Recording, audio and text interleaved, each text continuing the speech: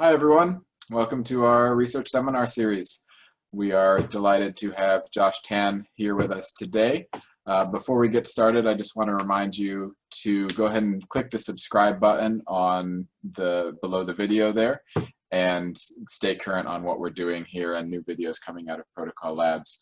If you have an idea for a talk, speaker, or topic, head out to our public GitHub repo at github.com/protocol/research. There's an issue template there that you can fill out to make that suggestion, and we'll take a look and see if we can make it happen. One last thing is strong encouragement to go ahead and go to our website and sign up for our mailing list. We send out quarterly newsletters letting you know what's happening at Protocol Labs Research, and we also send out announcements of our upcoming talks as well as opportunities for funding research through our RFP program.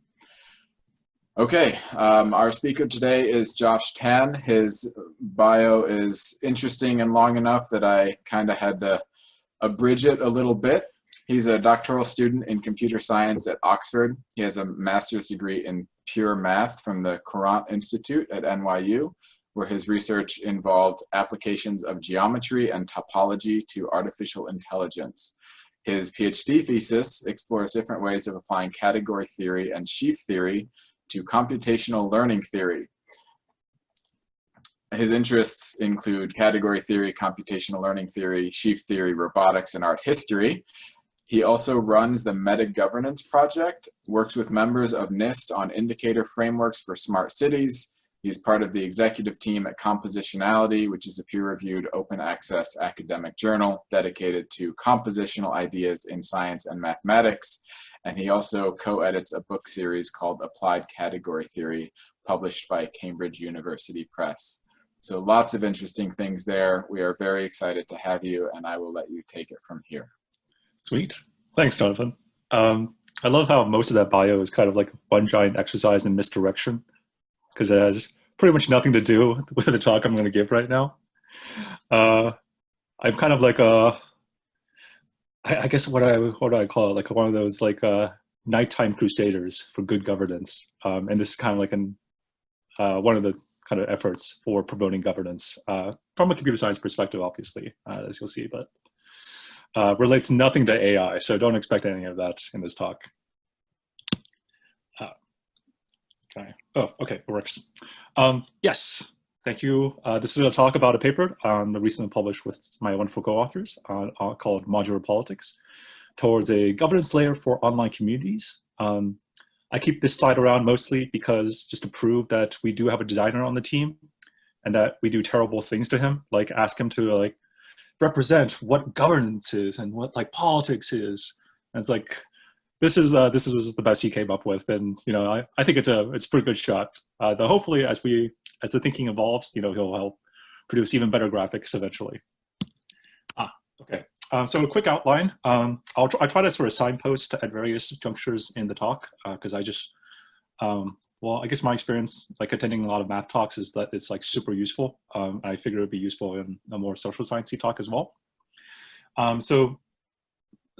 Some people told me that the audience here at Protocol Labs is a little bit more computer science heavy, so I spend a little bit more time talking about what governance is exactly and like why you should think about it, and you know what exactly like well, it goes beyond obviously just blockchain governance. I'll give a little bit of an overview about the kind of the background, the social science background and the economics background, and how people kind of in the literature have already been thinking about how let's call these building blocks of governance, though in our paper we refer to them as modules. Then we'll actually dive into the actual modular politics, the actual kind of data model that we sort of endorse in the paper.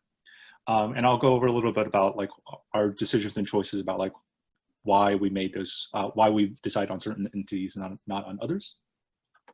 I'll run through an example involving open source governance. Actually, the open source governance example will kind of carry throughout the paper before talking a little bit about this idea of a decentralized governance layer that we mentioned in the subtitle of the paper.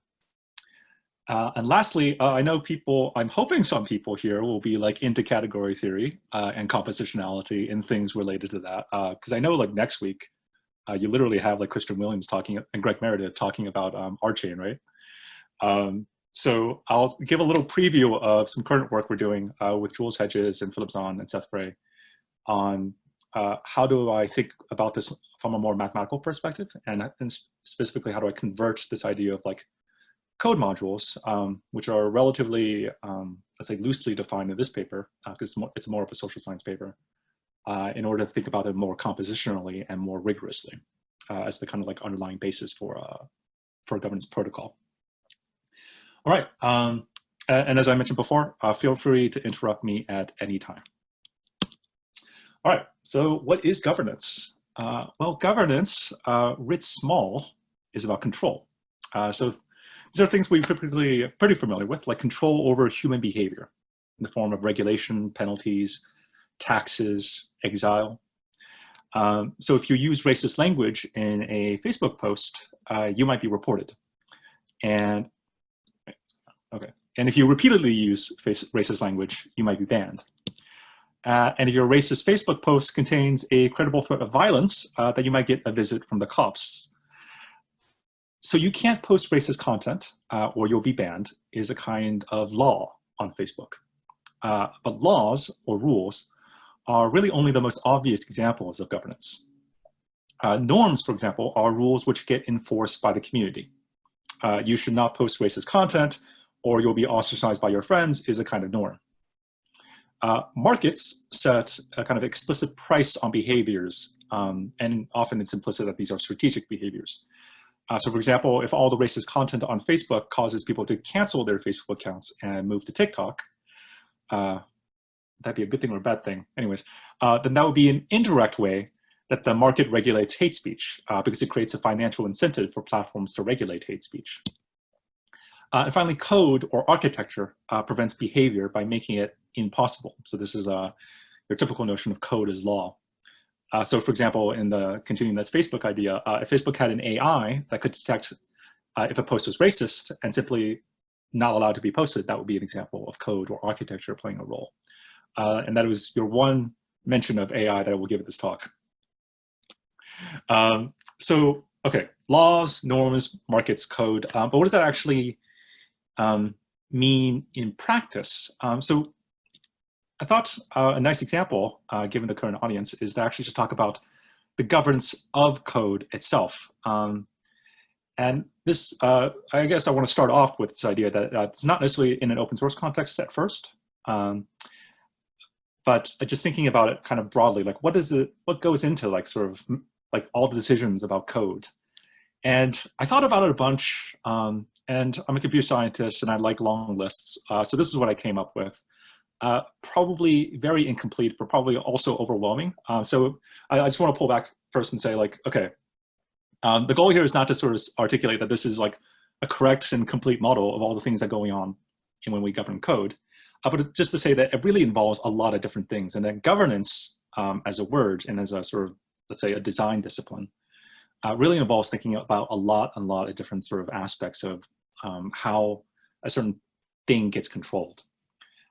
So, and here we have like things ranging from like the typical resource constraints that we face when we, program a piece of code or have to ship a piece of software, CPU latency, whether it's like asynchronous or not.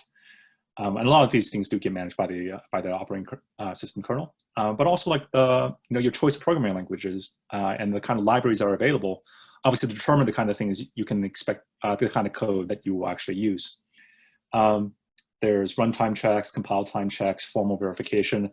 I feel like relatively little of that initially enters into day-to-day coding. But the point is like that it's all this. It all kind of does like similar things as when we think about much more complicated and sort of abstract from a programmer's perspective, things like laws and courts that also sort of have something to say about what code can or cannot do, as well as the kind of like the actual management process, wherever you might be, of the stakeholders that are involved and the people who kind of own and run the commit process for deciding whether your code gets shipped or not.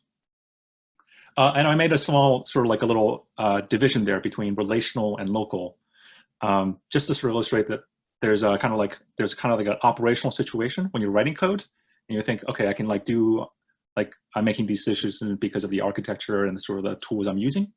But then there's like all these additional constraints that come up when you start thinking about code as a collaborative exercise. And obviously this is important when we start thinking about things like open source governance, or the governance of sort of like complicated pieces, large complex pieces of code. So the example Python is pretty instructive to me, first of all, because there's a kind of super interesting history about how the governance model changed in 2018 when the original main contributor of Python kind of retired. And there's like this is specified in PEP 13 in 2018, as I referenced there. The Python, for example, is the actual code is owned by this Python Software Foundation, which kind of determines and licenses the software. But there's also kind of a community decided steering council that makes kind of the big decisions, as well as a core team that actually manages the actual day-to-day sort of commit process about changes to additional versions or changes to new versions of Python. And they're kind of operating under this like relatively codified actually philosophy of the Python project, which kind of goes into like what Python should be, what it looks like as a language, that guides like what contributions ultimately make it into the final version that gets shipped. Of course, Python is a pretty kind of boundary case as far as open source is concerned. When you actually look at most open source governance, it typically is just some, one person usually starts the project, runs it, decides on the commits, and there's typically a README file or a contributor, at most like a contributor kind of file that kind of tells you how you should be contributing, what's expected. So most of that is run normatively, but of course there is a license at the end of the day that is kind of the overarching governance structure, even above the dictator, because the fact of having a license means that that person has given up certain rights vis-a-vis the project. Now, so there are lots of problems with open source governance in like the main case. One problem is that, well, developers are users, but when you actually want to collaborate, they're also resources, right? They're stakeholders in both senses of that word. And integrating these developers, you want to integrate them into decision-making because that's helpful, both for making better code, but also for kind of like managing and husbanding developers as a resource. And that tends to follow a few models that usually take a lot of effort, like tremendous amounts of effort actually in practice. And part of the problem is that projects, usually like small time projects, even running to like surprisingly large ones, kind of operate in the absence of best practices in this regard. And different projects don't necessarily learn from each other in any systemic way. Of course, people do copy kind of like, there are sort of efforts like the contributor covenant that go into this. But most of this is kind of like, it's unclear why certain projects work better or don't. And there's no kind of systematic model for thinking about that. So this kind of points at this idea that like the way we think about governance as control is actually not enough. That is, governance writ small is indeed about control, but governance writ large is about possibility, because governance writ large creates the conditions for what in social science I guess people call collective action, right? This is the kind of governance that allows companies to form, that allows communities to function, and especially including open source communities, and it's for people to get along. So this, just to really emphasize that point, governance is not just the cost of doing business, it is a productive asset. And I suppose in open source governance, this is actually fairly, like, it's almost like mind-blowing obvious to me. But where I come from, I come from more of a background in the governance of like online games.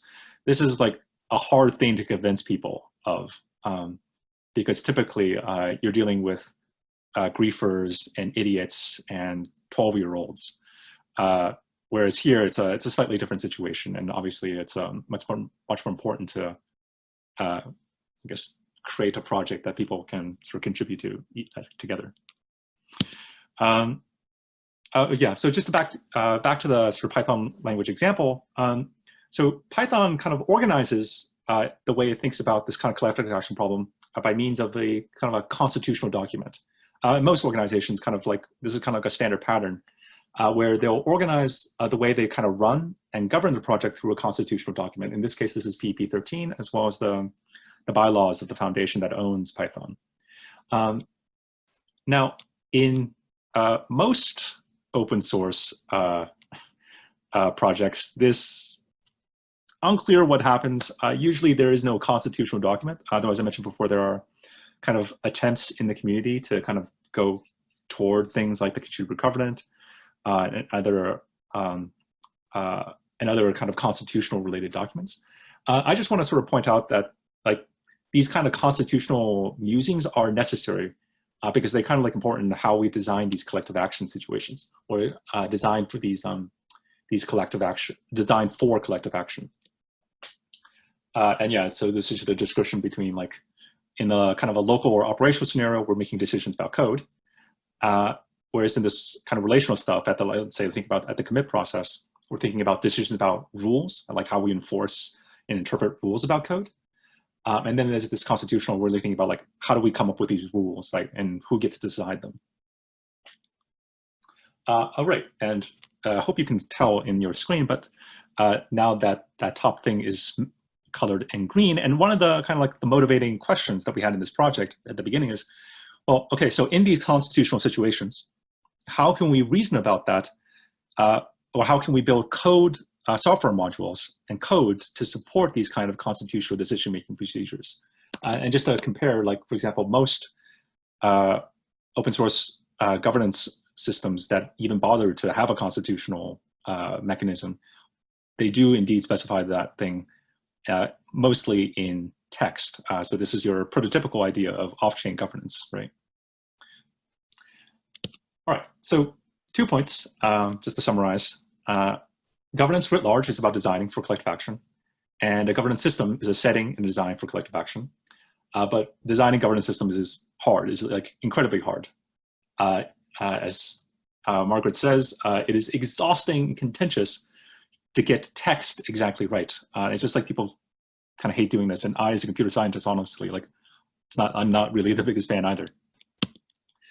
So this goes like, okay, that was the background section, and here's like where the, you know, in some sense, the actual paper begins.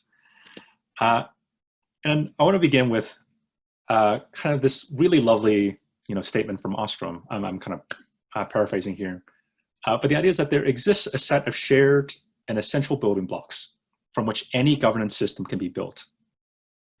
Let me just repeat that. There exists a set of shared and essential building blocks from which any governance system can be built. And the paper itself essentially built around that conjecture. So, you know, we have this like broad idea of a governance layer for which we sort of kind of give requirements such an RFP, and we validate that proposal through various kind of studies of the social science as well as UI experiments. And then there's a data model, which I'll go into. But sitting at the sort of like the crux of this is this idea that, you know, we can build governance systems up from smaller components, that there's a modular or even a compositional principle at work. Well, what exactly is, what exactly are those building blocks? So just a little bit of background. I know this is a lot of background, and I apologize. I started doing this presentation, I ended up with 86 slides, some of which I may not get to in the time frame I have here. But so IID is this creation of Ostrom, Eleanor Ostrom. She's kind of an economist based at Indiana, formerly based at Indiana University. Unfortunately, she passed away a few years ago. Which is originally originated in order to help analyze this, these kind of situations where there are common pool resources. And a really simple explanation of what a CPR is that it's rivalrous. So in some sense, if I eat it, or if I use it, you can't use it, but it's non-excludable. So typical examples would be coal, timber, even health services are an example, though unfortunately not the health services that one experiences in the US, but maybe eventually. So there are, and in order to analyze these common pool resources, Ostrom introduced action situations. And action situations were essentially supposed to be these kind of fundamental building blocks of human interaction. There's a really, I found like super fascinating background to like, of how this idea evolved through kind of like the past 150 years of economics.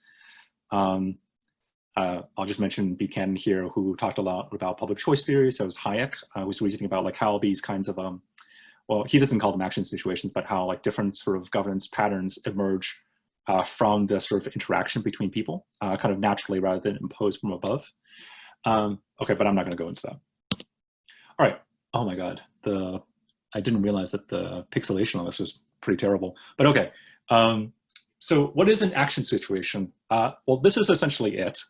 And I'm not going to sort of go into like, okay, it's like if you take a little bit of time to study it, like it'll become pretty obvious what's going on. So I'm not going to try to spend time explaining all the things that are going on here. But the main point I want to make with this diagram is that this is indeed a modular breakdown of a social situation. And the modules, of course, are the things, the bolded things, actors, positions, actions, information, and that you can essentially change their behavior by sort of imposing different kinds of rules. And the rules have different functions because this modular breakdown sort of has different roles to play in an action situation. So for example, if you want to change the actors that are involved or who even counts within this situation, you can define boundary rules. You can define like if an actor is like the executive leader of a person, you can define like, well, what does that position mean exactly? What rights do they have? What resources do they have access to? Information actually is incredibly important here because a lot of in these let's say these common pool resource scenarios, information rules, and oftentimes governance comes around a lot to monitoring arrangements and rules about who gets to track whether it's your sheep gnawing on the lawn or somebody else's sheep actually play an incredibly important role. But anyways, it just kind of points out that the relative roles of rules and kind of this modules. And the wonderful thing about that situation, and again, I'm sort of aware of the fact that I'm sort of throwing a lot of like dense diagrams at you, but once again, just pulling back from all the details here, the idea, what this diagram is sort of asserting is that there are like there's an operational, there's a relational, and then there's a constitutional setting, as well as what they call a meta-constitutional setting, just like that I mentioned before in the context of open source governance. And the nice thing is that these action situations really apply at every single level. The same action situation, the same analysis applies whether you're operating at the operational level, at the kind of relational level, or at this constitutional level. So it's a nice mechanism for thinking about this related range of governance levels. So, okay, action situations, what do you actually use them for in practice? And what I would sort of point out here is that they're kind of used in two ways in practice. One way is to construct diagrams like this. So this is kind of like a database of governance systems that exist.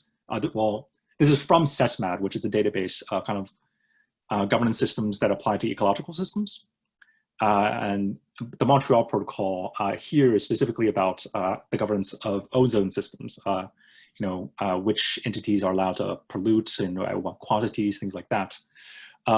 And what action situations allow you to do is they give you essentially an empirical framework with which to categorize and analyze your actual empirical things. So it's like you can just imagine like some grad student goes into a company or a government, runs some, does some interviews, and then they need to code up that interview.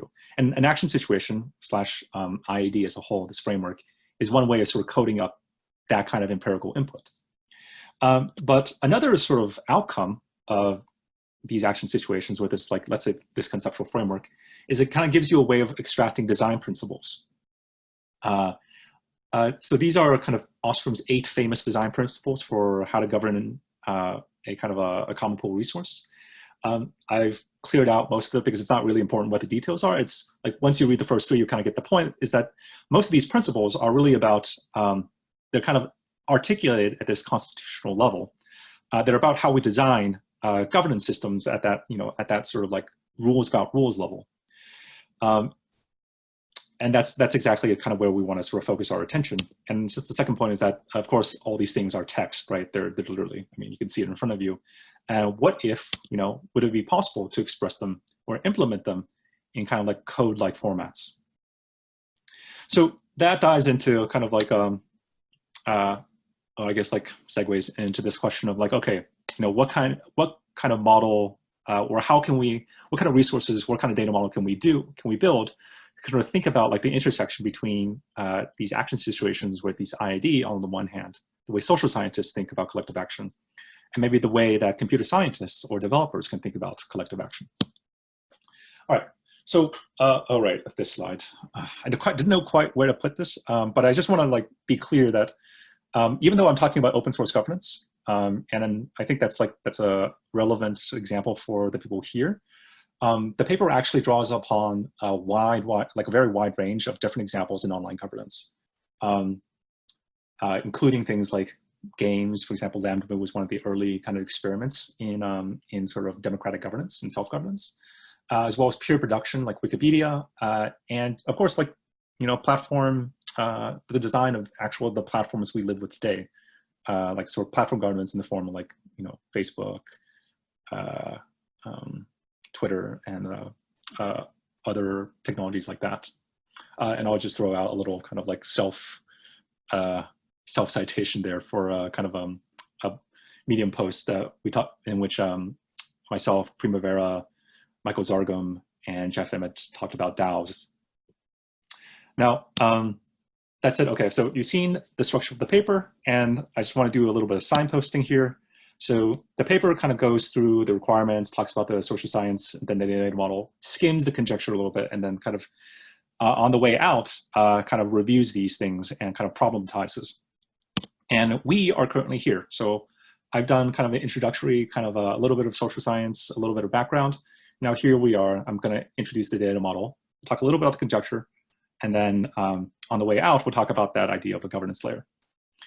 Now, first off, I'm going pretty fast, so I just want to, so that was the background section. Are there any questions? Should I pause and explain things?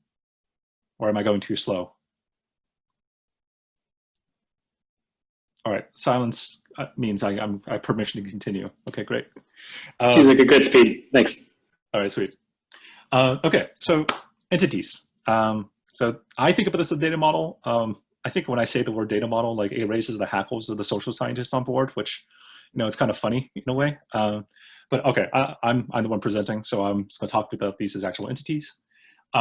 So the first entity are what we just call like platform instances and orgs.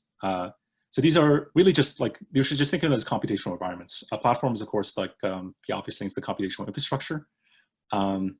An instance is the instance of actual modular politics, however implemented, and we'll talk about that a little bit later.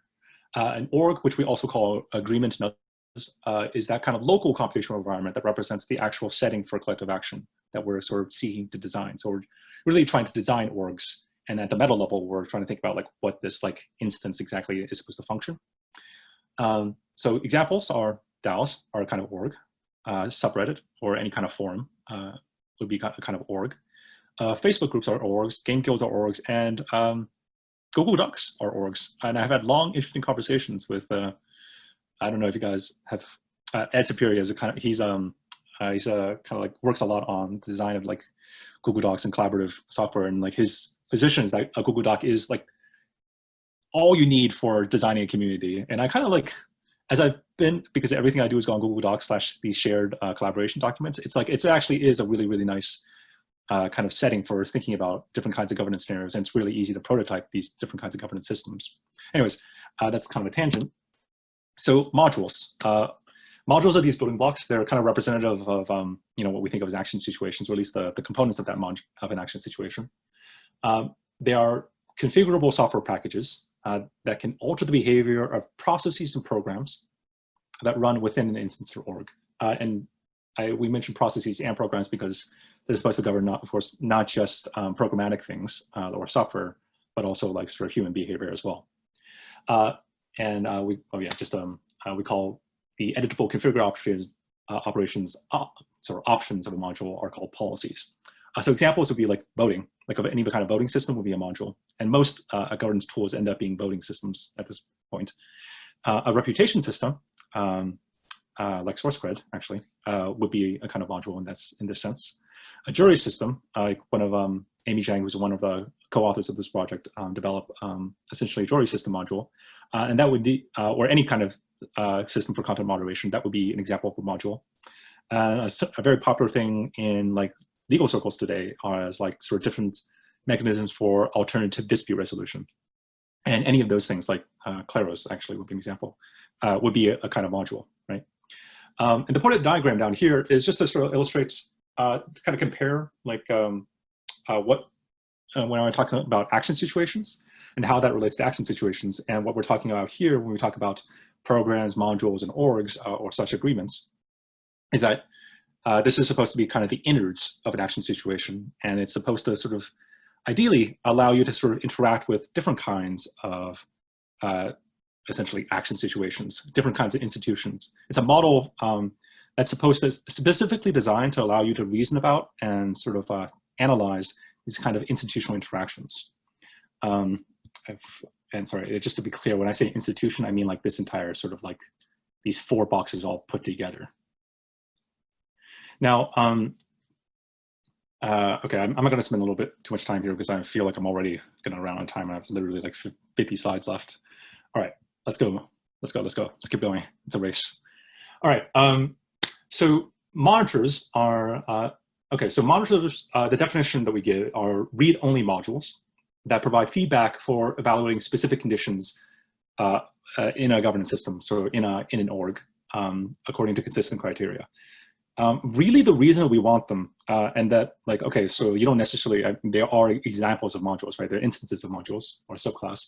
The reason we want to kind of separate them out is because in social science, or social scientists, spend a lot of time talking about things like democracy or oligarchy, or there's really convoluted sort of abstractions and concepts that are like, when you actually like try to generate them or like program them are really hard to specify. Like it's really hard to nail them down. So we wanted to have monitors to capture that idea that, you can have like implementations, modules, let's say, like voting or elections or representation. But none of these things don't necessarily have to add up to things that we call democracy. So the kind of like the one-liner here is that modules are generative, but monitors are discriminative. And secretly, there's a little AI hint there, but I'm not going to mention that or go into it.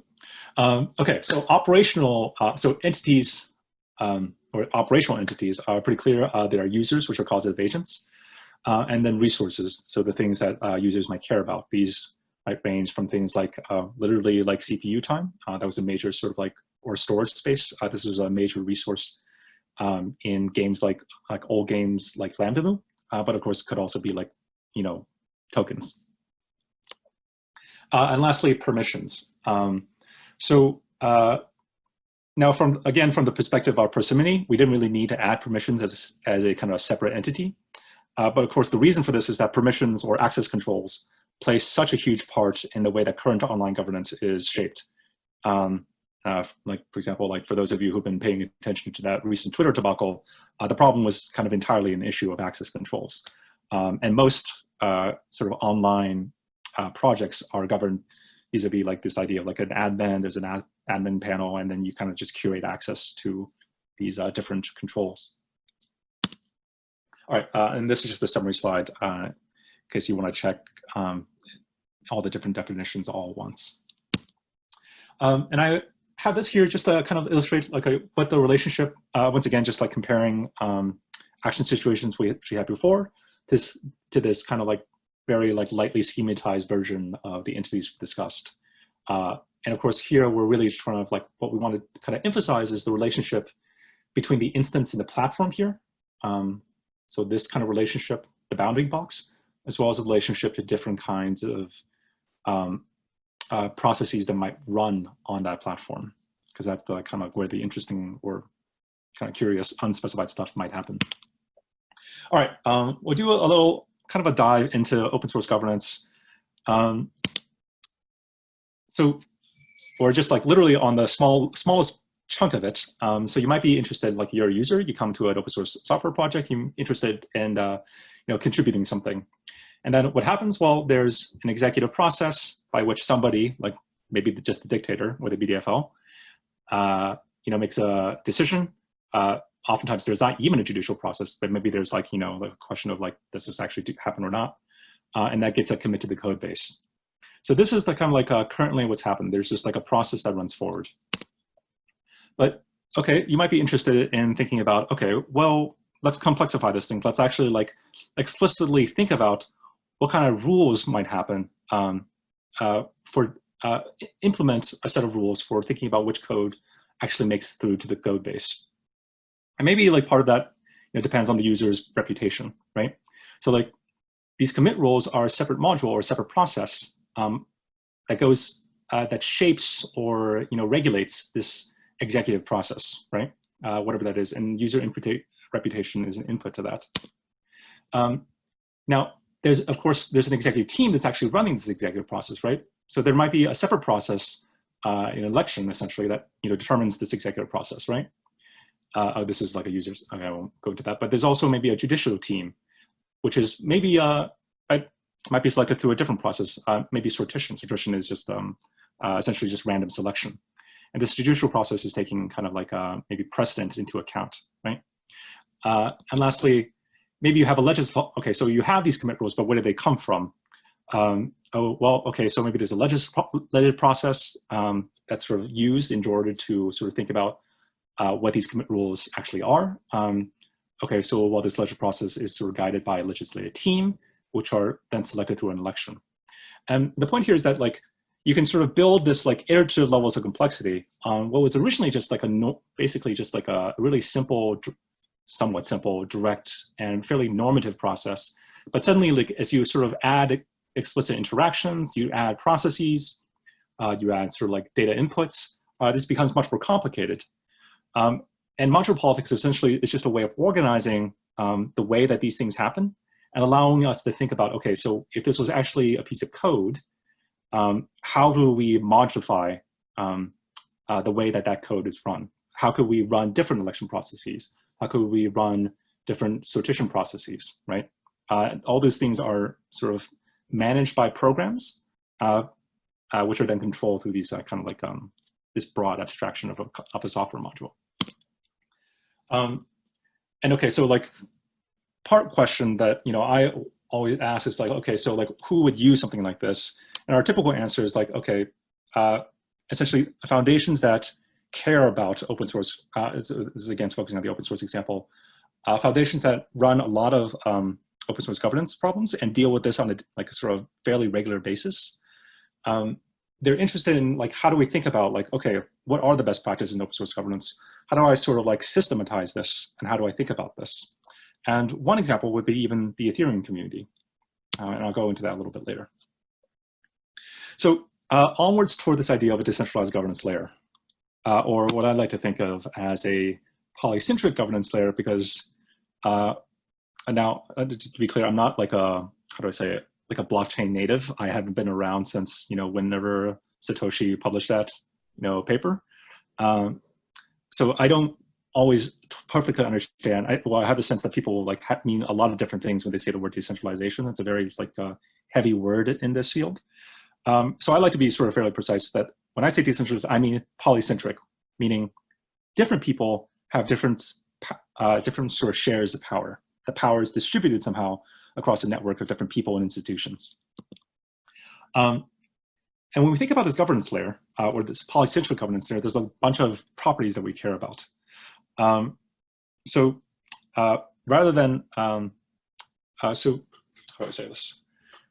Okay, given this bewildering complexity of governance institutions that might actually exist, and let's say the complex relations with culture, there's a lot of things that we kind of like would want in a kind of a governance system or a governance layer, or a governance paradigm, if you will. One is that we should be able to enable communities to customize their processes at every level, but doing so requires an approach to governance systems that is modular, so that users can compose systems from the ground up. Further, this kind of system should be open-ended with sufficient expressiveness, kind of implement diverse systems while also being relatively neutral to the kind of institutional forms it can or should express. That's basically saying we shouldn't privilege people toward like either democracy or to oligarchy or to sort of dictatorship, or away from dictatorship if that's the case.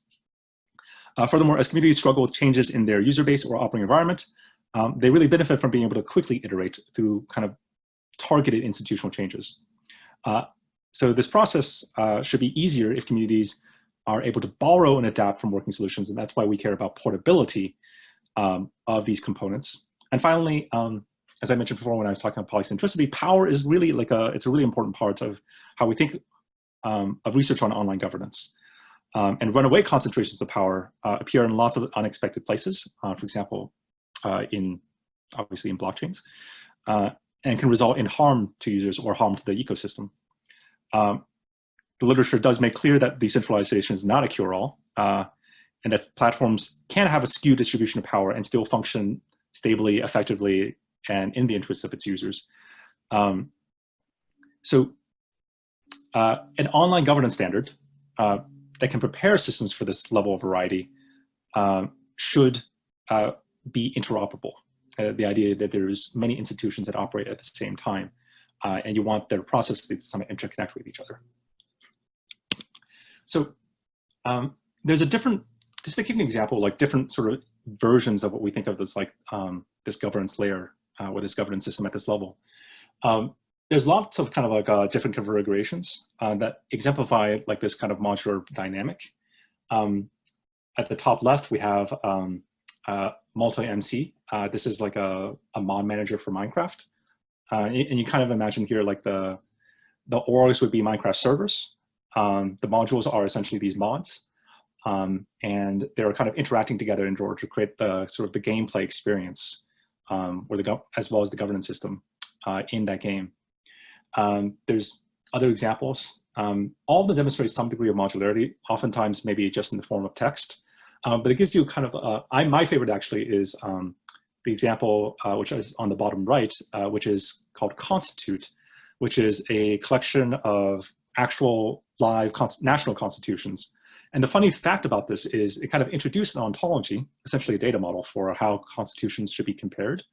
And it's actually this project, this essentially technical project, is changing the way that people will actually write constitutions today, because it's such a useful way of sort of thinking about like how people think about and sort of can copy different modules or different sort of like patterns across constitutions. So it's kind of like a proof of concept in a way of like how this could work, or why this might work or be useful in an online governance setting. So one of the things that we talked a lot about when we talk about this governance layer, or I should say we had lots of arguments about, is whether or not like there's how exactly it might be implemented. So one example would be like you could have a cloud service, a centralized cloud service that offers sets of modules. For example, most like multi-MC and a lot of these like are operated that way. But of course there are trust and implementation issues with something like that. What if you just ran it as a decentralized app on some sort of ledger? Of course there are scalability, the usual scalability and usability issues. But of course, as I mentioned before, there's kind of like issues with just assuming that like, okay, if I'm running this thing on a token framework or something with the token, what stops that from just being abused or sort of commandeered by essentially like the people with the most tokens? And I guess what we sort of came down to is that you kind of have to build this as an open standard. So this is where the RFP comes into play. We're essentially just saying this is something we need to build, and this is the form it should take. So a set of open source software libraries, possibly united through a software framework, and a common data model, which we sort of scoped out a little bit in the paper. But there are a lot of open questions, like, for example, how do you model overlap between institutions? Is there a right way for modeling their interaction, given that they're operating at different, in lots of different ways with lots of different resources?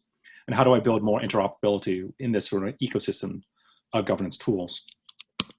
But my basic claim, which is kind of just a refresher of the thing, this is just a kind of rehashing of what I kind of said earlier, is that you can't really do decentralized governance, or let's say polycentric governance, without some way of representing and thinking about these, like all these institutions and how they're created.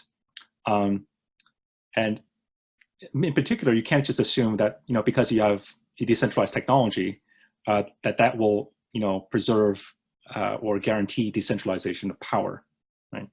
And I feel like that's, at this point, has become like a non-controversial point in the blockchain community.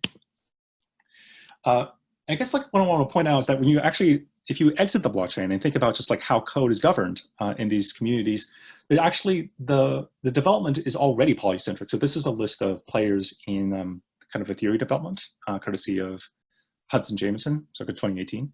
It kind of just points out there's a lot of sort of players in any kind of complex software product, especially an open source one, where power does reside and contributions reside in lots of different places.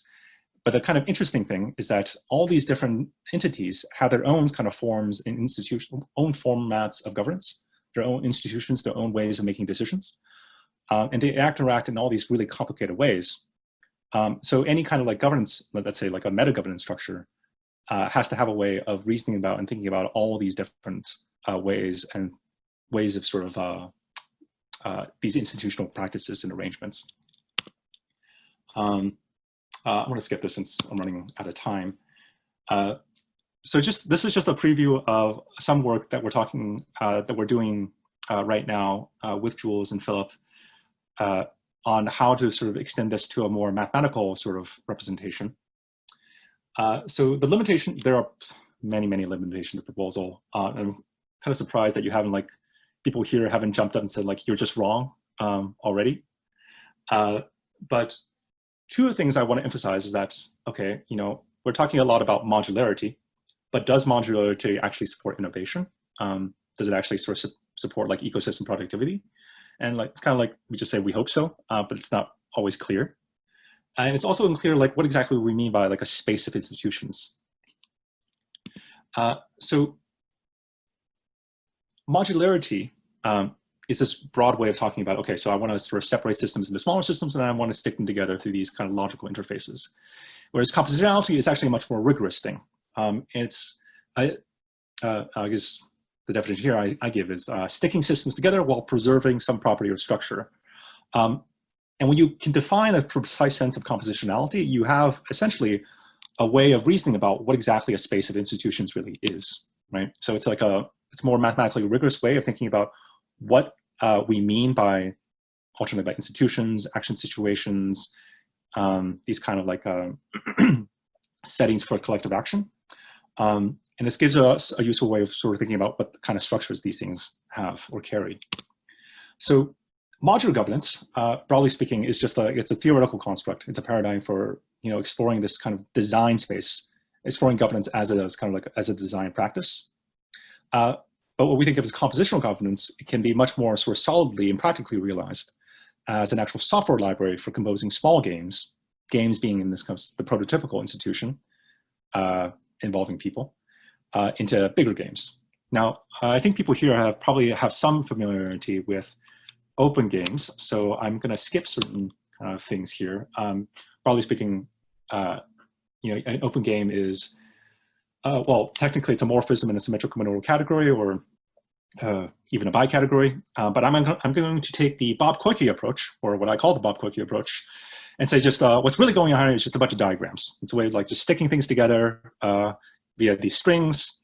And actually, in practice, the category of all open games is, maybe Christian Williams would disagree, so you can ask him next week. But the category of all open games is actually way too big. It contains lots of junk.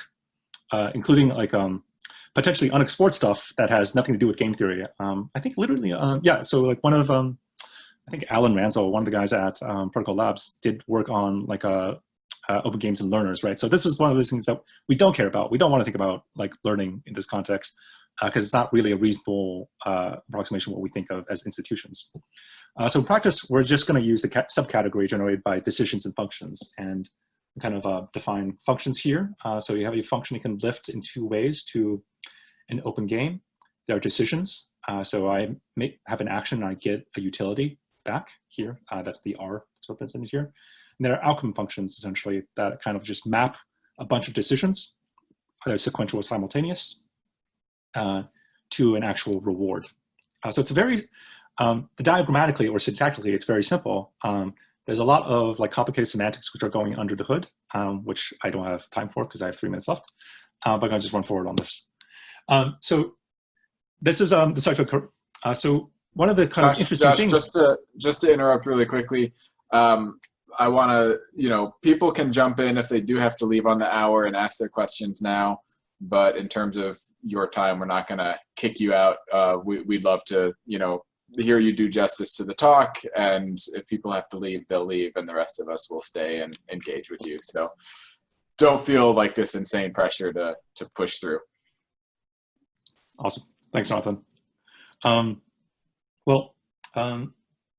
I guess I'll take a little bit of time to sort of like take you through the example. So this is an actual example from the kind of a sustainability from the Austrian literature of farmers in Nepal. So in this case, farmers share a common resource, which is water from a stream. There's a finite amount of water. There's an upstream farmer, and the farmer can choose to crack, meaning just take a tiny bit of water, or just enough to sort of raise their crops, or to flood, consume as much water as they can. And the downstream farmer obviously can choose to do the same things, but the reward they get is highly dependent on whether the upstream farmer chooses to crack or to flood.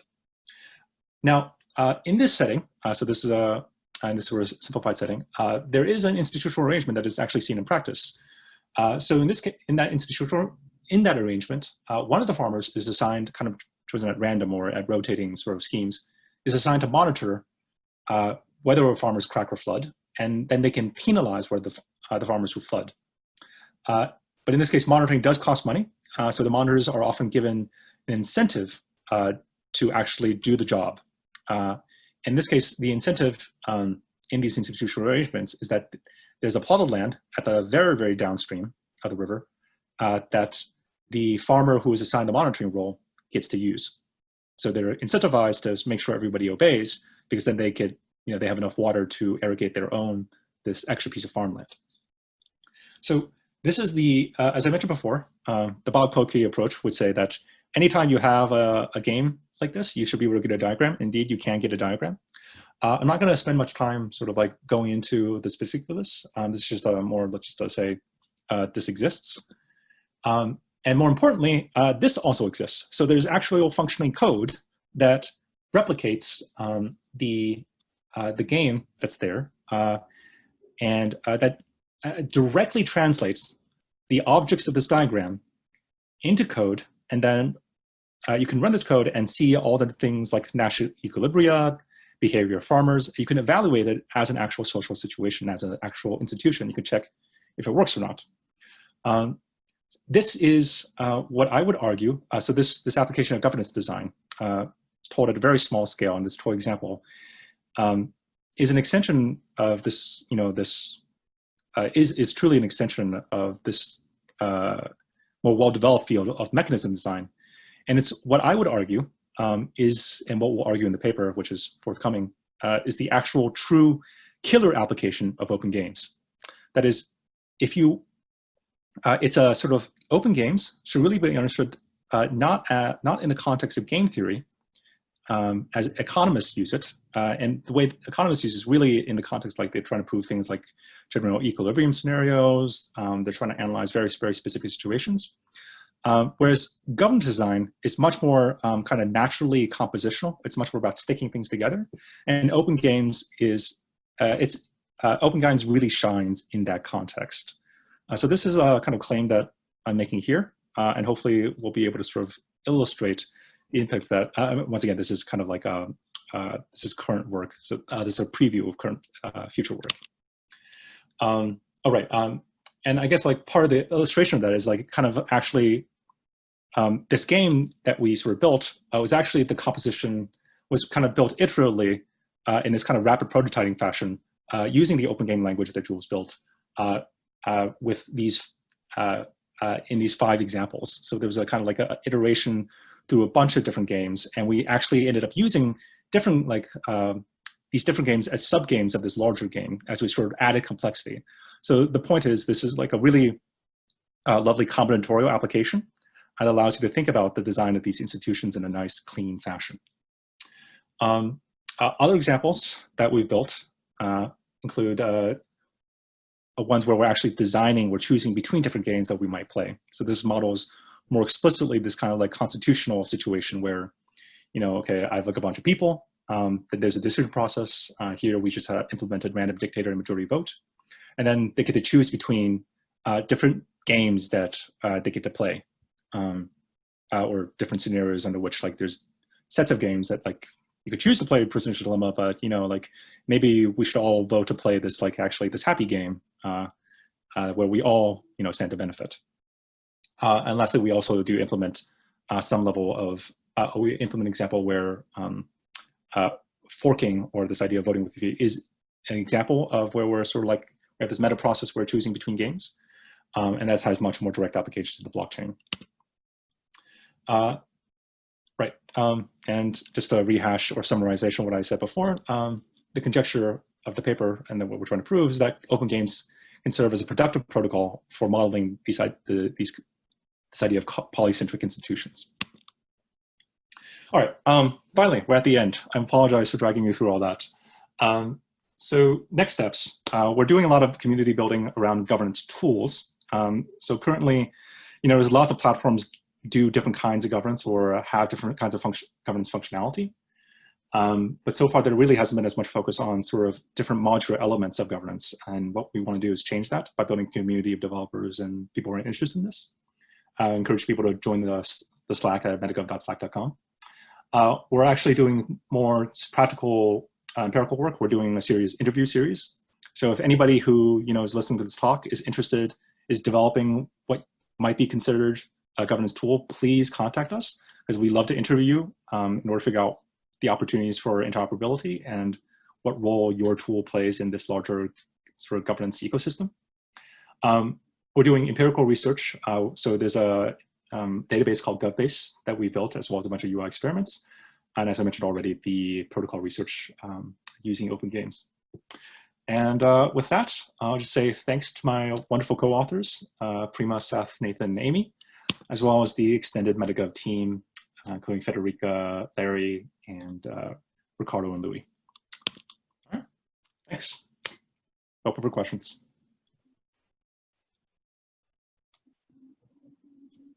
George, I see a hand. Oh, yeah, I see. That's an applause. You got an applause icon in the Zoom. I wasn't yet asking questions. No. So, technically, I was right. I did see a hand, but not of that variety. Go ahead and jump in if you do have questions. We did have a few people who had to leave. Josh, I don't know if you saw the chat, but they did say thank you for a very interesting talk. And of course, you don't ever have to apologize for talking about something too long that you were invited to talk about. So do appreciate your time and expertise, and I'll stop talking and let it open up to questions. There were also some questions in the chat. Well, I guess that's what Caro is going to say. So. Yeah, I had a question that I think you touched on, but maybe go a little bit further. I was intrigued by your use of the game modding community as an example of modularization. If you have multiple users in a polycentric governance model contributing different modules, how do you deal with sort of interaction effects or emergent effects like mod conflicts and their externalities? Is there like a mod management utility for governance? Is that a separate layer or another module? So there are actually, so there's a bunch of examples on this, like UMod, for example. Currently, the way like these mod managers, which already exist, right, to some degree, manage these collisions. Let's say, okay, so there's like two different modes. Like you could be in the same game, you could have mods that collide, right? And if you're defining, like if you're in an MMO context, you're defining like a shared experience, that becomes really problematic, right? Which is why like in those kinds of mods typically end up being just more like superficial things. They don't change the underlying game state. They exist at the level of like chat utilities or like top level displays. So if you ever play like World of Warcraft, most mods end up being something like this, where they're like give you sort of like if you're running a raid, for example, and there's a lot of sort of things going on, it gives you sort of information that's like private to the user. And as opposed to changing the way that the game actually works, which a lot of different game mods actually do, like especially single player mods, right?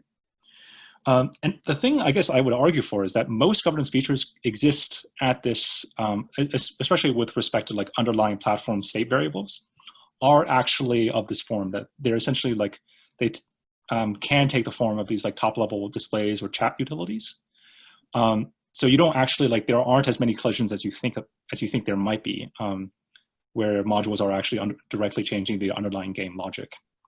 Of course, there are versions of this. So one of the sort of first examples that we actually kind of started this project out with is an MMO called Seed.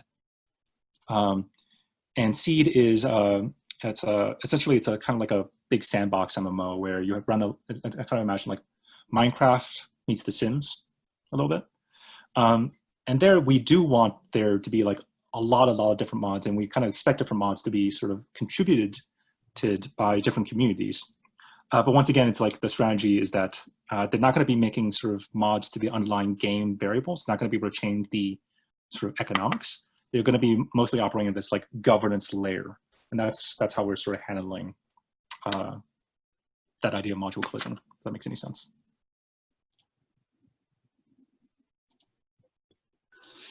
I was going to ask more about the farmer's example and the code. You were saying that the output of that code can illustrate things like the game theoretic equilibria that you'll run into and a few other things. And I was hoping to hear more about those, potentially even see what the output looks like and get a sense of like the results on that. So, how do I say this? So this library, which I'll share a link for later on, or okay, I'll do it later. I'll send you an email or something. So this is based on, this is a big old piece of Haskell code. It's a Haskell library that is very, very not production ready. So it's very like research, but the sort of the, and it's essentially, it's just a way of verifying what the math sort of says you can do. So the math says that I can compose a bunch of different games, right? And if I stick together the right, strings into the right ports, I will be able to calculate something like the Nash equilibria, right? And that is exactly what this code does. And the nice thing about, of course, like when you have a categorical model is that it kind of translates very naturally into a piece of code, just because of the way that the architect, especially into a function, into a piece of code in functional programming. So that's kind of like a nice extra feature. In terms of other features that you might sort of get out, or other sort of like extra, benefits. One of the nice things that, we kind of realized as we were sort of building this is that, when you build these, essentially these like string diagrams, let's say, one way of reasoning about this is like the kind of information that people have access to. Or another way of thinking about it is like the kind of information rules that are implicit in this kind of institution, right? And that there are kind of like, there's kind of a trick you can do with like monads, in particular the state monad. Well, Jules calls it a hack, where in order to correctly define this idea of role, you have to sort of like implement pass to a state monad so that everybody in some sense gets to read on the global state. And it's a kind of like, I think of that as a feature because it's saying that like, in order to make the right decisions or to sort of accommodate this idea of a role, or the idea that like two different decisions might be made by the same person, you need to sort of go through this extra process. So it's basically just saying like, and you can convert that, that comes out or sort of, that grounds out as a way of sort of like thinking about the analysis where the sort of like the design pattern it's actually being implemented. When you design one of these systems that involves not just like decisions, but also like this higher level notion of roles. So that's one of the kind of like nice things when you like actually program this using this open game framework, it gets you all this extra sort of analytic stuff, as it were.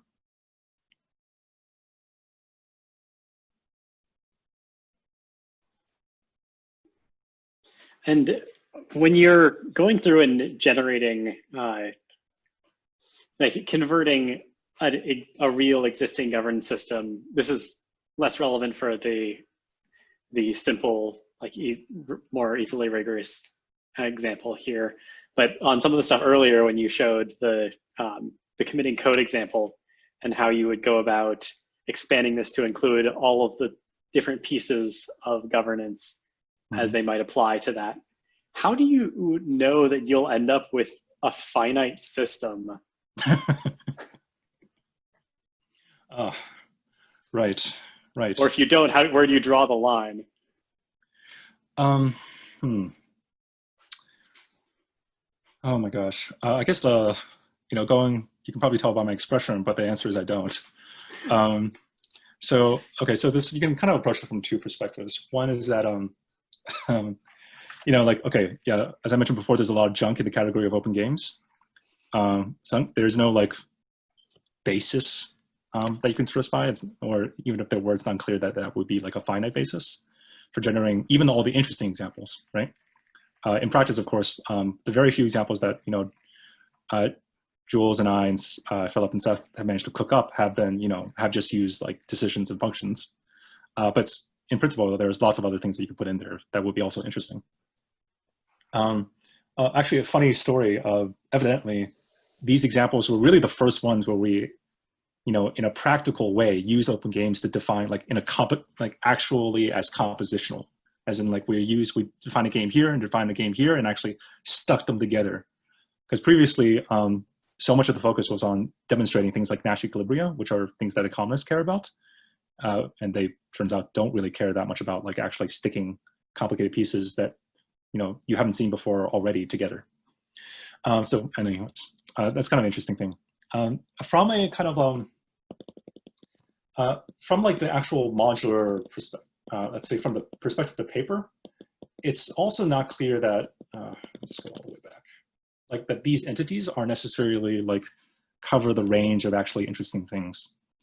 I guess like small sidetrack on that particular slide, you had said that permissions weren't particularly like were pulled out of a different one in that I assume that it is essential, like permissions are essentially a specific type of module. Yes. But I wanted to check that intuition. Okay. Yeah, that's the intuition. At least I have. You should be able to define an access control kind of module that kind of like controls like how things run in your governance system. Or the module is really a model of like the access control program that anyways, it's a little bit more sort of diving into the details. Okay. But yeah, that's the intuition. That makes sense. But we call them out because, as I mentioned, they're just such a big part of governance and of online governance today. Yeah, as I was just saying, there's a yeah, it's not clear like these are ultimately the things that like, you know, that are expressive enough, which goes into like why we started doing this like open game stuff in the first place. It's because where's that slide? You know, we want to be able to define what the space of institutions actually is in a kind of rigorous way.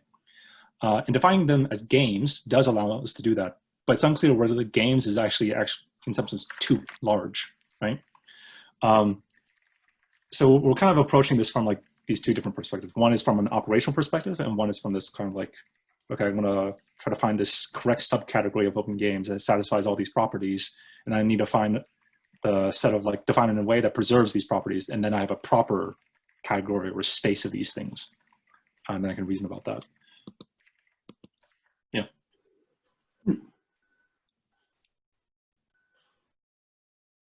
That's interesting. All right, I'm gonna wrap it up there in terms of the recorded questions, and if folks want to continue informally after, that is just fine. But I want to kind of close this out here, so I'm gonna just quickly take over the screen sharing from you, Josh, and share my own screen. I want to do two things before signing off. One is take this opportunity to actually plug the book that we have coming out, and not we have coming out, but one of our former independent researchers here did a lot of work that is, I think, at least in the same stadium as what we're talking about here, and it is more on the sort of economics and structure and the challenges of open source developers and contributors and how that's evolved over the last few decades. And so I bring it up because I think it's great for people to know about. This is the talk that hits the closest to it, so it is the least abrupt during which to mention it, and because it comes out on Tuesday. So that is there. And in terms of what we have coming up on the horizon, if you do go to our research repo and you click on the research events here, you can see our code of conduct, first of all, which gives you some very good instructions on how not to be cruel and get yourself banned from these talks. And Also, this is where we house all of our upcoming and past talks. So YouTube links to past talks are here, and then you can see what we have coming up. And as you mentioned, this really interesting talk that is category theory based from Greg Meredith and Christian Williams. Greg is the founder of RChain, as well as row calculus, about which I know nothing other than that it is supposed to be quite interesting. So I will leave it there and just say one more thank you to Josh for speaking, and also big thank you to those of you watching the recording online. Hit that subscribe button.